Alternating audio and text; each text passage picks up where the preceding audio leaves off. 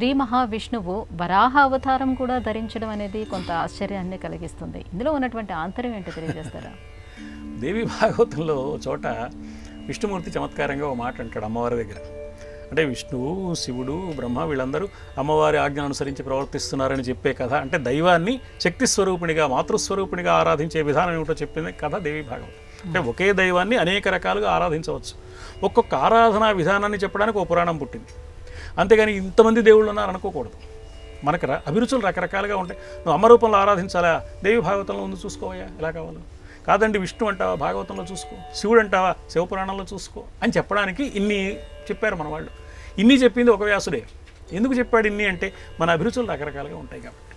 ఆ దేవి భాగవతంలో చోట విష్ణుమూర్తి నేనేం గొప్పవాడినయ్యా, నాకేం స్వాతంత్రం ఉంది, నన్ను ఇంతటి వాడని మీరు అభిమానంతో అంటున్నారు, కానీ నాకే కనుక స్వాతంత్రం ఉంటే అందరూ నీచం అనుకునే పంది జన్మ ఎత్తుతానా అన్నాడు.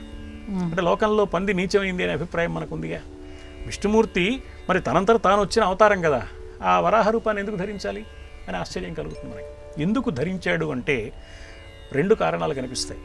మొదటి కారణం కర్తవ్య నిర్వహణ కోసం ఉచ్చనీచాలతో సంబంధం లేకుండా, ఇది గొప్పది ఇది తక్కువది అనే అవసరం లేకుండా, ఎప్పుడు ఏ రూపం అవసరమైతే ఆ రూపంతో, ఎప్పుడు ఏ వేషం వేసుకోవాల్సి వస్తే ఆ వేషం వేయడానికి సిద్ధంగా ఉన్నాను అని చెప్పడానికి వరాహ రూపాన్ని ధరించాడు.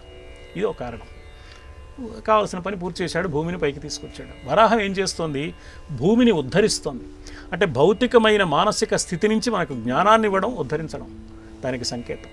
ఉద్ధరించడానికి ఏం చేస్తుంది వరాహం? పంది ముట్టెతో మట్టిని తవ్వుతుంది, అంటే క్రోడీకరిస్తుంది. క్రోడం అంటే పంది. అంటే తత్వ విచారణ చేస్తే జ్ఞానం కలుగుతుంది.